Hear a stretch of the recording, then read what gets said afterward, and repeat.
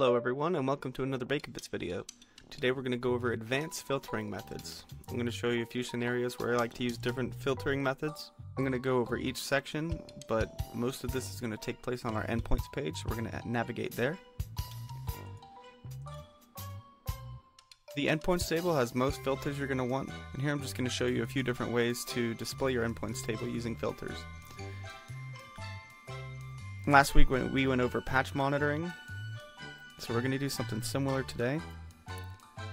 If you're looking for machines that need patched, you can use this number of patches feature, and we're going to switch this to equal to or greater than 1.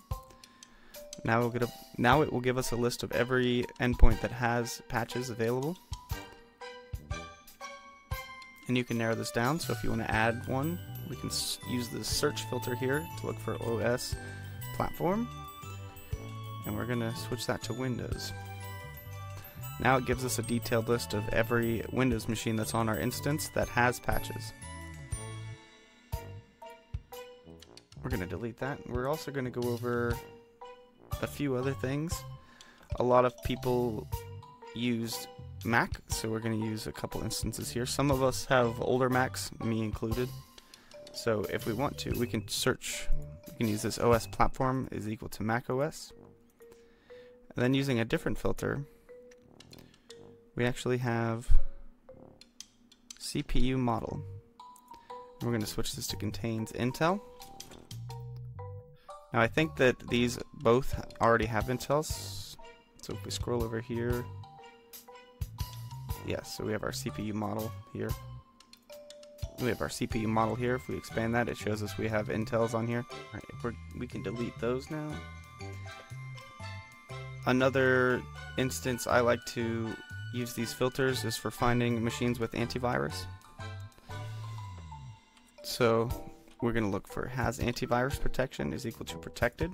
We're going to add a filter here, and this will show all of our machines that are protected. Alternatively, if you were looking for ones that weren't protected, we could click this little equals here. So this changes it to a not filter, as antivirus protection is not equal to protected. And that shows us that we have these. It's also an indicator here in your endpoints table. So now if I was wanting to add antivirus, these are the machines that I would look for. Another feature in the endpoints table with filters is dynamic groups. So as you can see, maybe we only care about Windows machines. So we can use this and we can switch back to Windows. So we can go platform is equal to Windows. And we add that. As you can see, that didn't work because we still had the not applied. So the OS platform does not equal Windows. So it brought up everything that wasn't. So I'll switch that. Now it just shows us our Windows platforms. So if we wanted this to become a dynamic group, we would just go to actions and click create dynamic group. And since it's a dynamic group, it will always filter by these criteria here. So if a new endpoint comes on that does not have antivirus and is equal to Windows, it will automatically be added to this group. So you can do some automated stuff there. Next we're going to move to our patching table. There's a couple extra options here that aren't in the endpoints table. You can obviously look for platform, category, and whatnot. The one I like to use is requires reboot is equal to yes. So you can search, these are the patches that are available for endpoints that do require a reboot. So if you're looking to install some without, this is a quick way to filter the ones that aren't. And obviously you can switch this to no, or you can switch this to an off filter. So we do that here. Most of these patches don't require one. So I like to use that on this page. And obviously there are other ones here. Platform number of endpoints.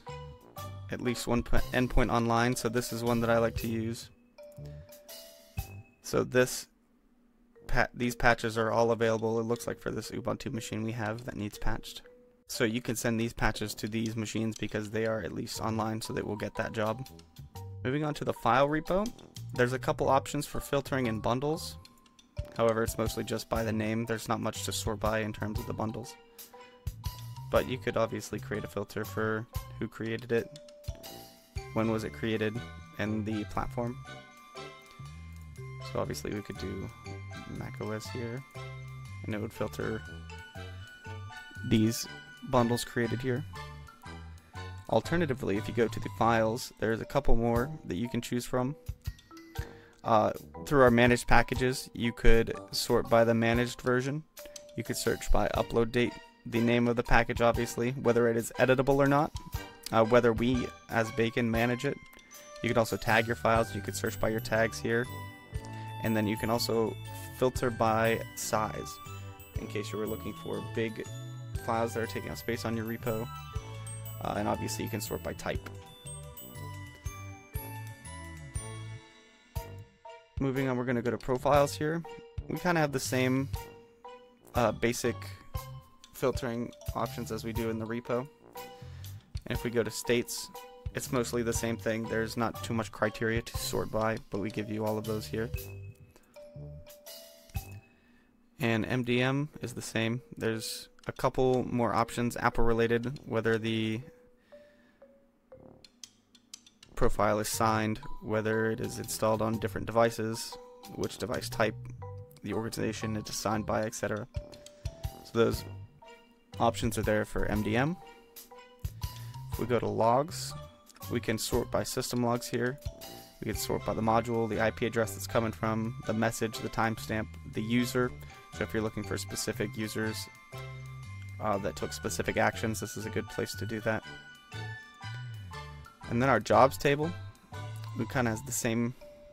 We have pretty much everything that is in these columns. You can sort by the schedule time, the end time, status, which endpoint that it was deployed to. You could sort by the status. So if you were looking for ones that failed, you could add a filter and just look at jobs that failed. I use that one a lot personally. That one's pretty useful. And then there are logs, there are filters in schedules, but generally there's not too many jobs, so there's not too many to sort by here, but there are a few that you can sort by.